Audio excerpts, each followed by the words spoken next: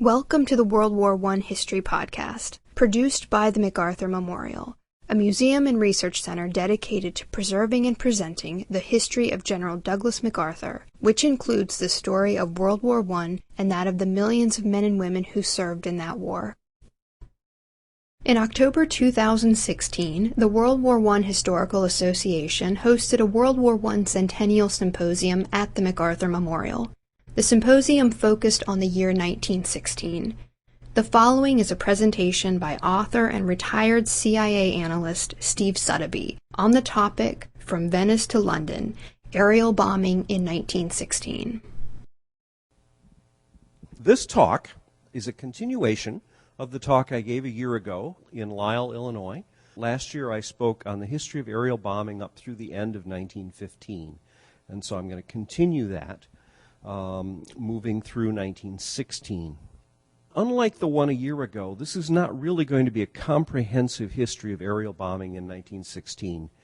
It became more complex, more sophisticated, and so I really don't have time to go through every single campaign. So I've selected a number of them that are interesting, and so we will talk about particular bombing campaigns. We're going to look at the bombing of Venice by Austrian flying boats, Zeppelin raids against London and other parts of England in 1916, German bombing on the Russian front.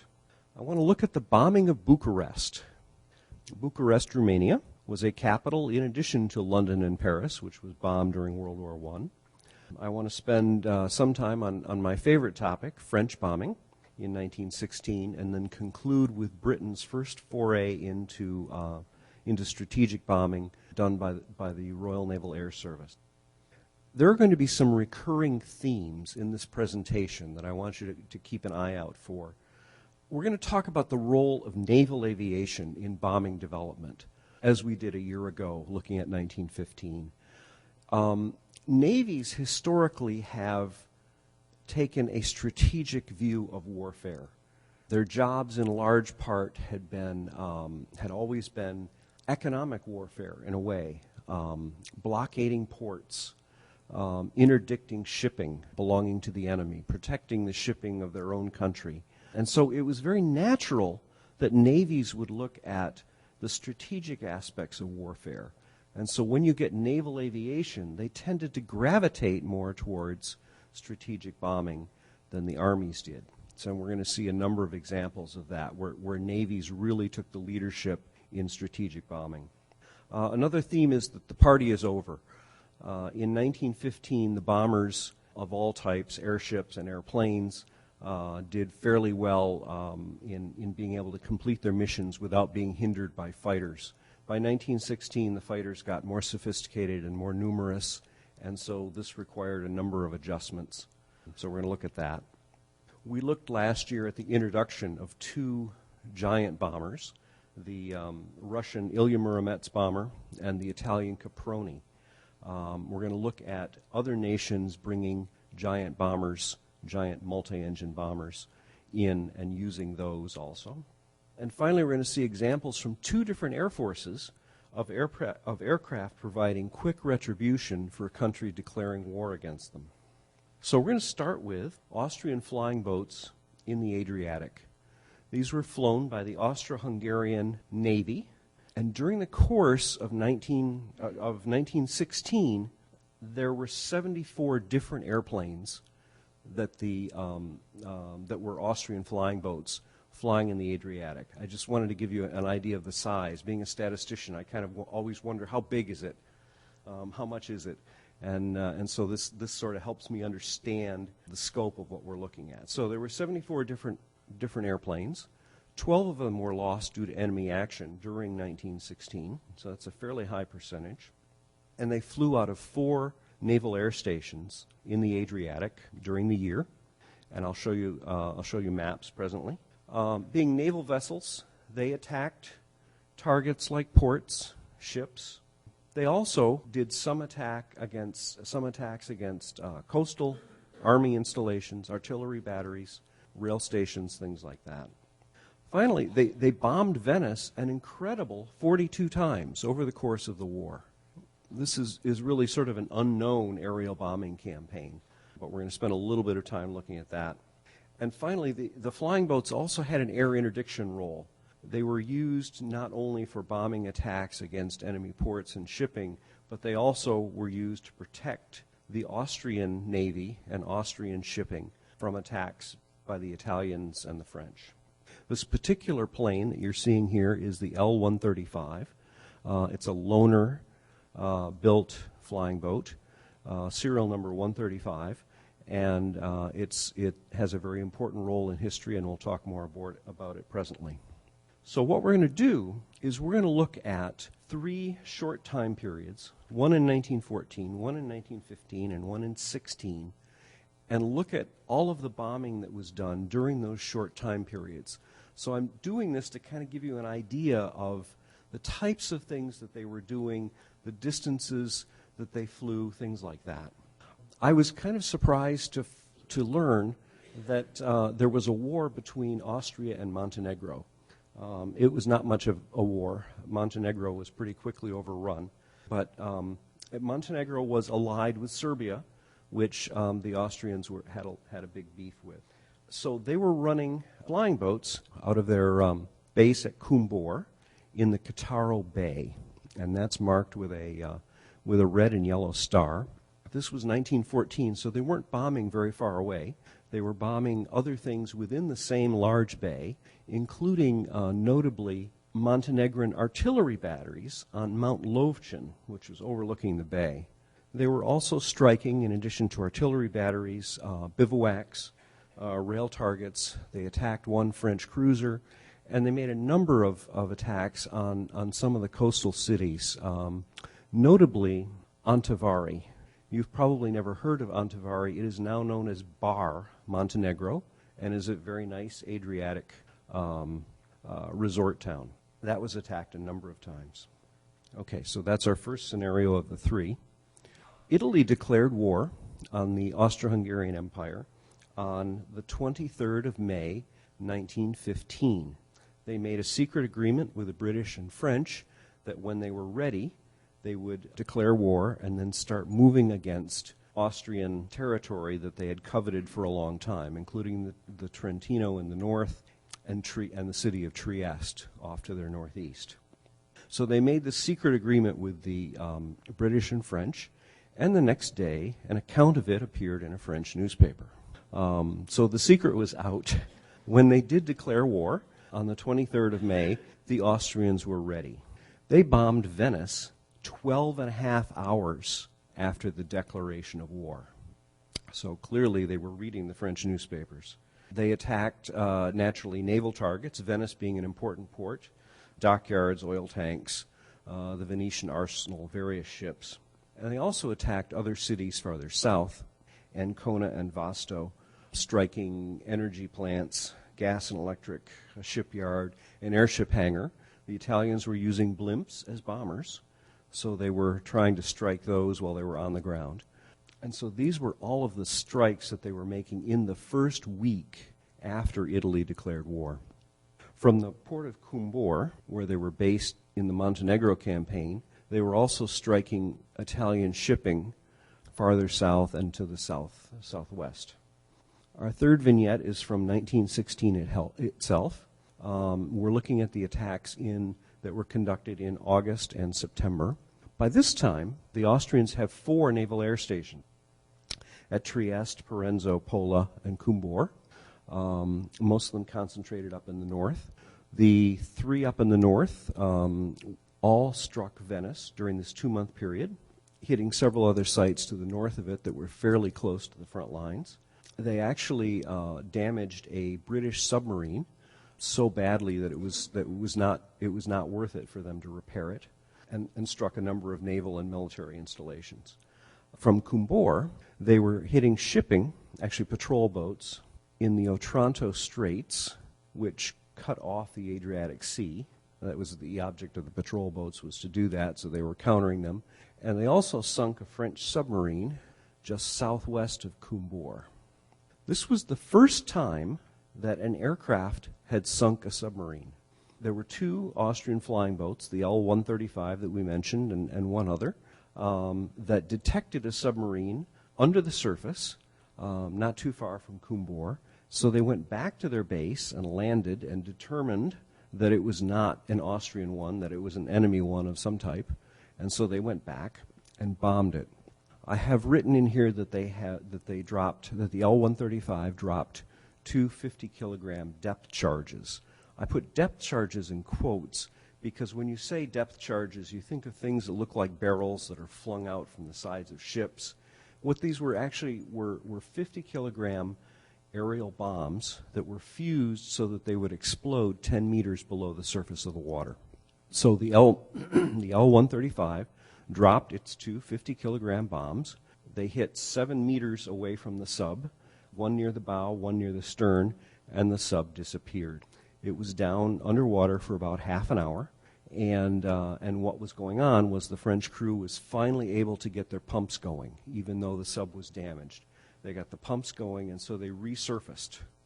At that point, the French crew, knowing that being in the sub was not tenable because it was only a matter of time before it went down again, they exited the sub, came out on the deck, and one of the officers started firing a machine gun at the Austrian flying boats that were still circling. The L-135 flying boat dropped another small bomb at this in indignation at being fired at, and the French officer wisely decided to stop. I'm not sure if it was the splash from the bomb or if it was just the water flowing over the deck, but most of the French crew was washed overboard.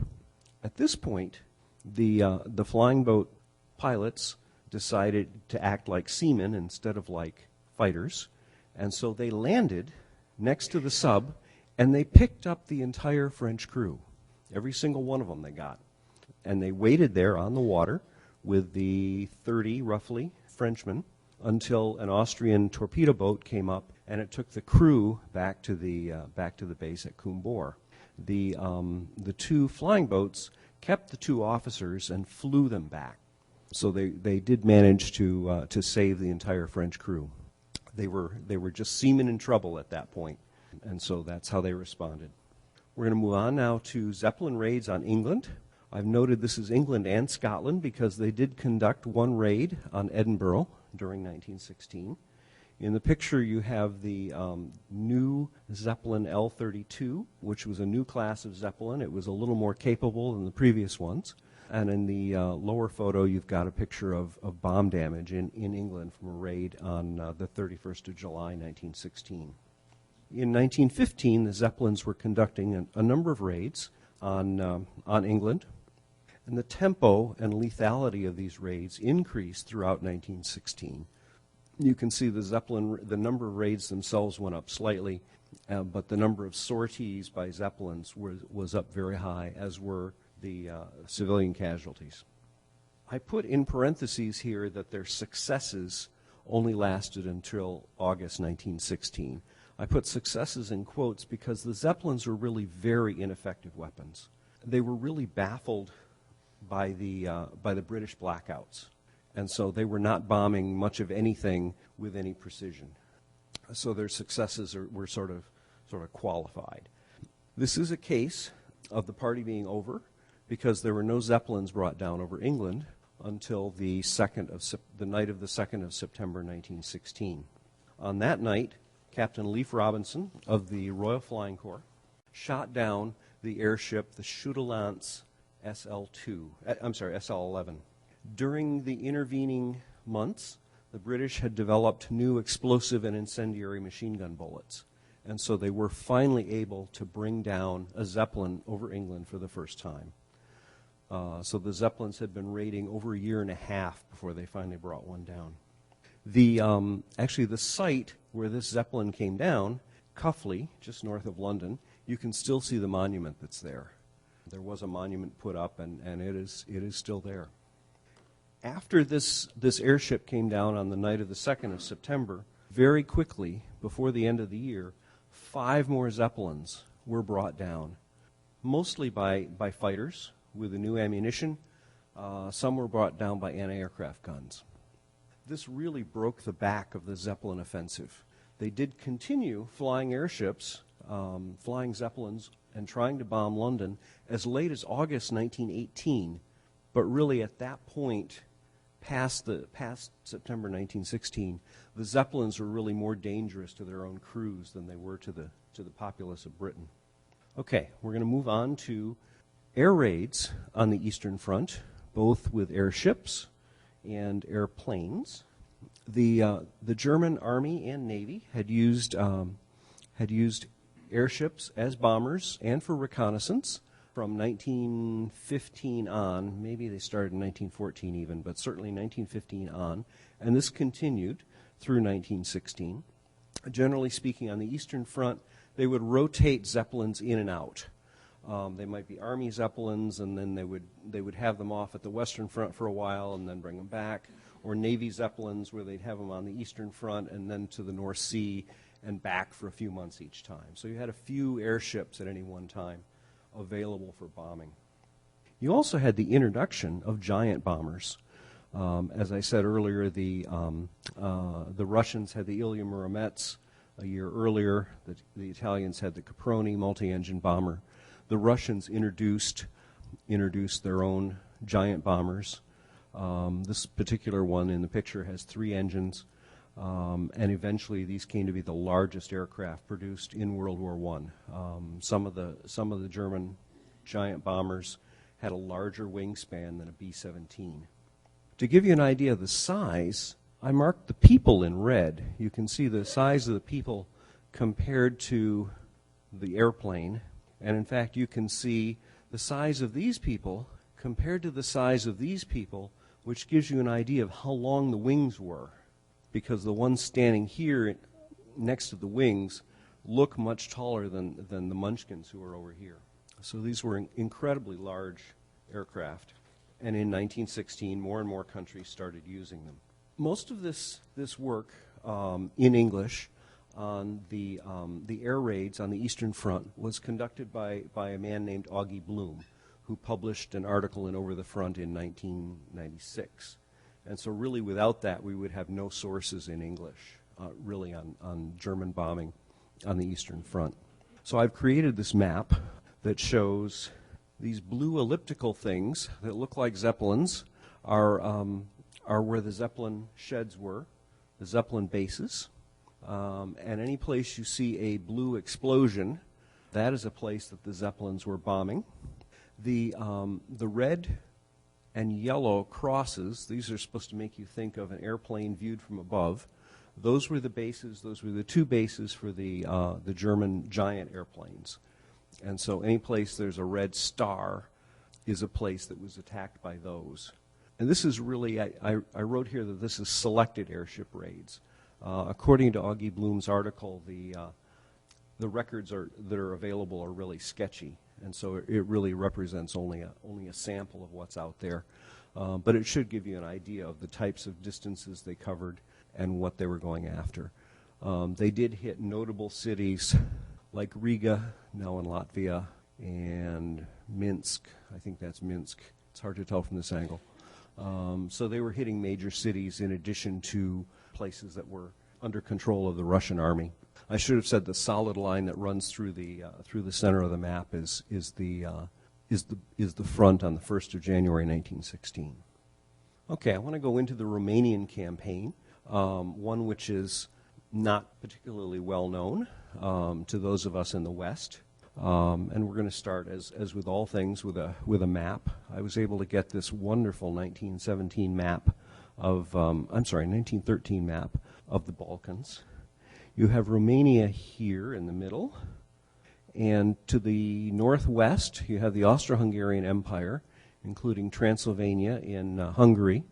To the south you have the other central power, Bulgaria, and then the Allied powers, Serbia and Russia.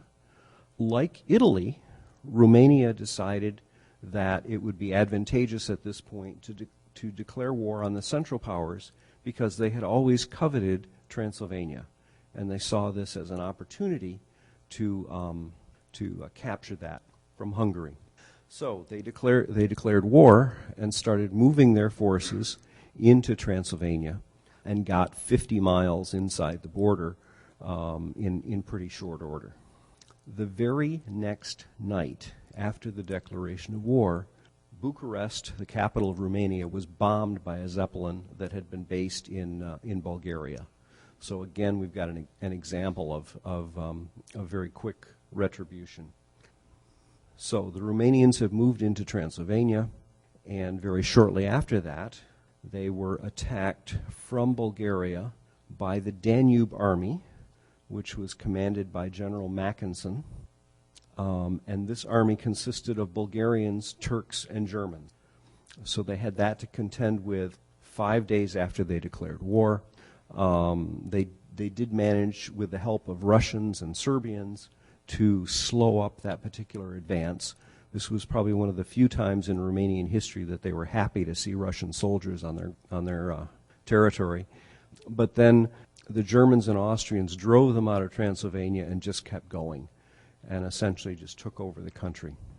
They declared war at the end of August, and by the 6th of December, the German army occupied Bucharest. Over the next year, there was the Bolshevik Revolution in Russia, so they were getting no more help from the Russians, and so on December 7th, 1917, they asked the Central Powers for an armistice. Romania lost the war, but actually they won the peace, because after the final armistice, and everything was decided with the peace treaties, they were awarded Transylvania by the Allies, and Transylvania is part of Romania to this day. So I want to talk about the German bombing in Romania. As I said, the records that Augie Bloom was able to find are kind of sketchy, but we know that at least 4 Army Zeppelins attacked Bucharest from bases in Hungary and Bulgaria. They also were attacked by Kagol 1, which was Germany's first bomber wing. They were also attacked, I'll show you a map shortly, and these bombing forces had virtually no opposition from the Romanians or any of their allies. Eventually the French and the Royal Naval Air Service sent some air assets to help them out, but it was really too little too late. The Romanians, like the British, were able to hinder the bombing somewhat with blackouts around Bucharest and with an increase in anti-aircraft artillery. The photograph from Augie Bloom's article shows the Army Zeppelin LZ-101 at its base in Yamboli, Bulgaria. And since he's so important to this research, I have a picture here of the late Augie Bloom. He lived in Charlottesville, Virginia. Aircraft bombers that were used by Kagol 1 were quite decent multi-engine bombers for 1916. They had the Friedrichshafen G2 and the AEG G3. So, as we did before, the Zeppelin-looking blue ellipses are the 2 bases, one in Hungary, one in Bulgaria, for the Zeppelins that were used in these raids. Kagol 1 was based just south of the Romanian border, first in Razgrad, and then they moved even closer to Rushik. They bombed Bucharest, both of them, a number of times, and conducted other raids. There was a lot of fighting in this area against Mackensen's Danube army, and so there was a lot of bombing there. And if you think that Ploesti was bombed for the first time in World War II, you're mistaken. It was bombed by the Zeppelin LZ-82 that was based in Temesvar, Hungary. Okay, so we're moving on now to French bombing in 1916, and this is another case of the party being over. The French had to transition to night bombing because they just could not, their day bombers just could not survive in the new environment with the German fighters. They also made some other changes that I'll tell you about presently. The image here is a Faret painting. I think you'll remember I hope you'll remember the Faret article written by David Beer in the last issue of World War I Illustrated. Henri Faret was a French Impressionist painter who actually flew on a number of bombing and other missions. And what this image is depicting is it's depicting the reprisal raid on the city of Karlsruhe, which we'll talk about a little bit more. And this image is courtesy of the National Air and Space Museum. The Military Air Museum has a wonderful private collection of Fauré paintings. This is on the second floor of their main building. It is not well marked, but if you're interested in seeing some examples of original Fauré paintings, as well as some limited edition prints, it's up on the second floor of their main building. The French introduced several new bombers during 1916. Of particular interest is they built under license the Italian Caproni. They built it in French factories and used French engines, so they used those for long-distance night raids. So this is one more country that's now using giant bombers. They also built under license the Sopwith 1.5 Strutter, which was a British design, and they liked it so much they ended up building more of that plane than the British did. They also created new bombs in 1916. The bombs that they had been using through 1915 had been essentially modified artillery shells. They were difficult to handle. There were explosions where they didn't want them, and if the vanes got bent on these bombs, then they wouldn't fall right, and so they wouldn't explode when they wanted them to explode. So they created more sophisticated bombs that worked better and worked more when they wanted them to. In addition to switching to night bombing during 1916, there were also some innovative attempts to continue doing day bombing and survive during the day. One of these attempts was led by the commandant of Escadrille C-66, Capitan Henri de Caralie. His picture is there. That is a Fauré portrait, and you can see a limited edition print of that portrait at the Military Air Museum. They were flying the Quadrone G4. You can see one of those at the Air and Space Museum's Udvar-Hazy Center near Dulles Airport. And they were trying to do things to help them survive and continue daylight bombing when they could see what the heck they were hitting.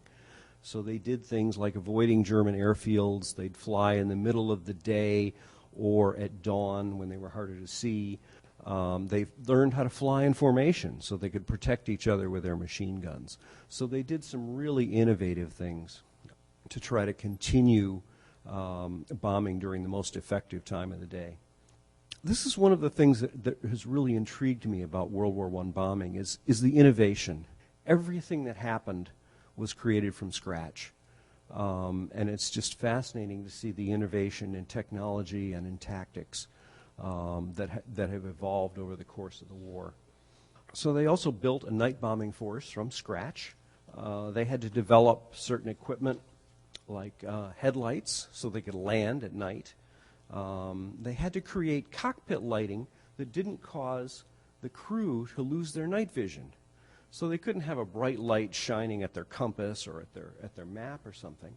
They needed diffuse cockpit lighting to be able to read their instruments and still continue to function at night.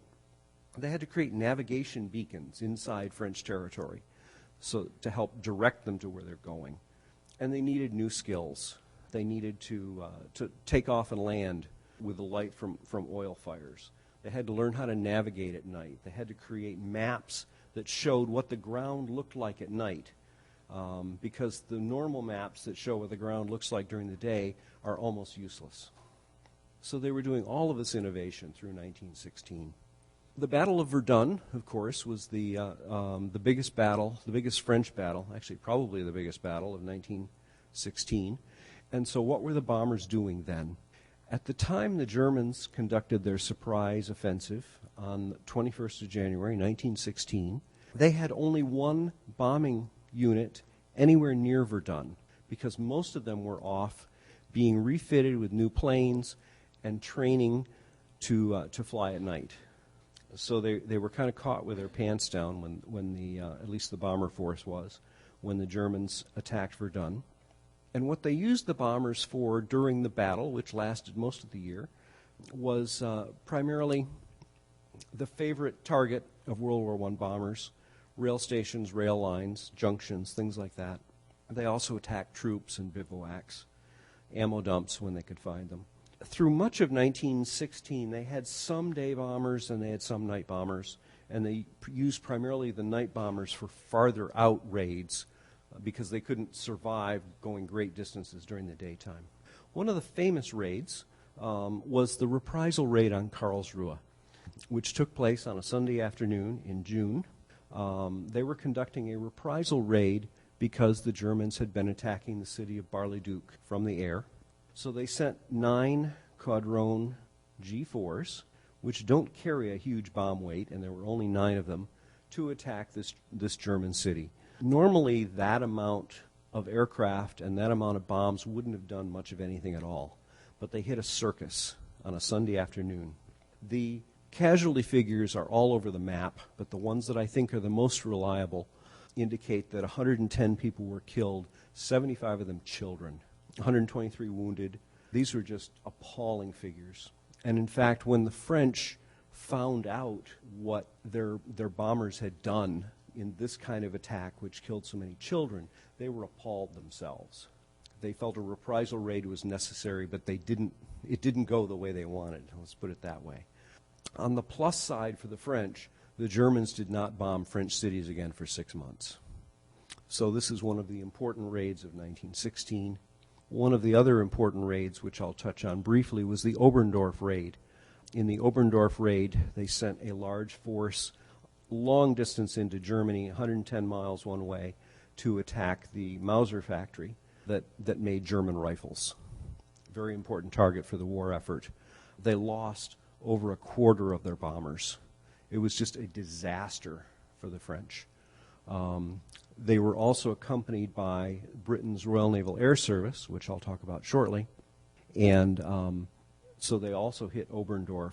And one of the things they learned from this raid was that the only planes that had any chance of surviving during the day were the Sopwith 1.5 Strutters that they had and that the British had.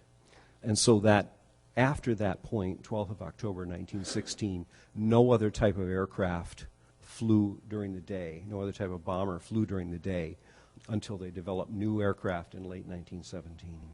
Our final topic is Britain's first foray into strategic bombing with the Royal Naval Air Service. Again, there's that naval connection with strategic bombing. Strategic bombing had been started in early 1915 by the Germans and by the French. The Germans attacking Britain and the French attacking German industry, poison gas plants, blast furnaces, things like that. And the British Navy decided to work with the French and attack German industry. So they started what I think we could call an experiment.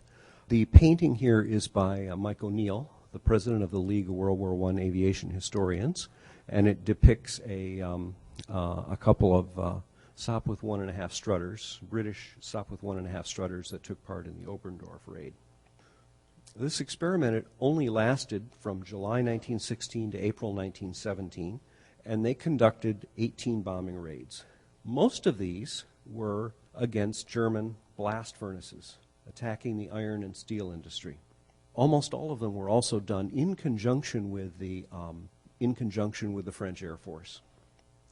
And I'm kind of going to go quickly through the other through a couple more slides. The aircraft that they used were 2 versions of the Sopwith 1.5 Strutter, and the French also built both versions under license, especially after they learned that they were the only ones that could survive during the day. The Royal Naval Air Service also started using the new British Handley Page bomber, which was a huge bomber. It could carry as much as a squadron of day bombers. They used them at night. And this will give you a picture of the 18 raids that they conducted. They were based at Luxial and O'Shea.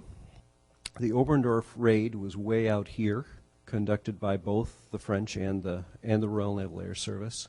Their final raid was a reprisal raid against Freiburg. And up in here, this is the Saar River Valley. All of these are really iron and steel plants, blast furnaces. So that was their 18 raids during that time period.